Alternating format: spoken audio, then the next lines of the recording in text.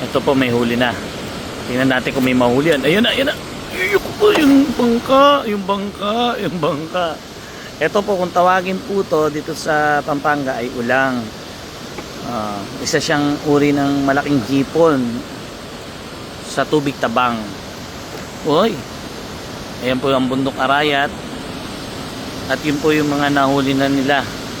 Nandito tayo sa Dadong Dam. Isang oras lang po itong panguhuli nila na to. Isang oras hanggat isa't kalahating oras kasi bubuksan uli yung dam. Pag binuksan yung dam, kailangan nandun na kami sa gilid kasi malakas yung agos. Isinasara yung dam para sa patubig, para sa taas, sa mga naghahalaman. Sumabit! Kailangan niya sisirin yan.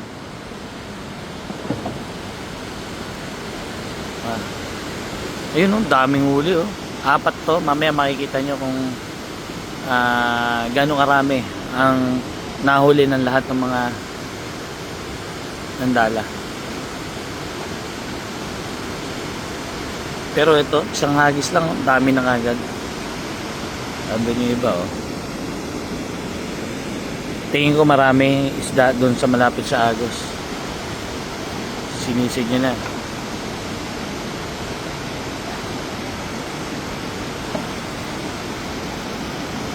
Ang ganda rito pag umaga. Ang sarap mamasyal dito. Ang dami na mamasyal, no?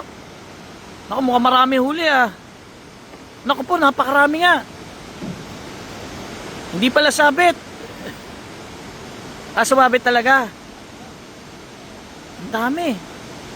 Ang dami niya na huli. Sirin niya uli. Sumabit yung dala. Sa mga kilala talaga ako, at ako yung nasubaybay mula noong umpisa.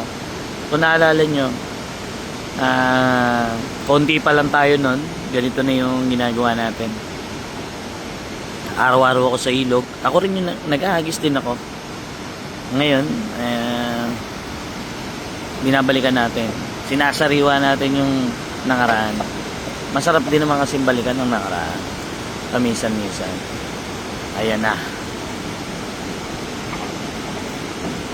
Dami oh. Dami. Oh. Grabe, sulit na. Ba't di susulit? Ay lang doon? Ay lang dalawa? Hindi, ito sila sa taas. Nagkakape. May ulang oh.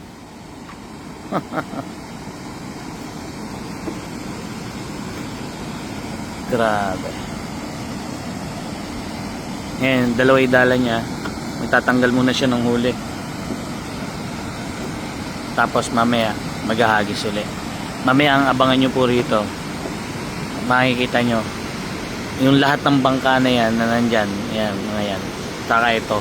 Makikita nyo kung gaano karami yung nahuling isda. Mamaya pa makikita nyo yun.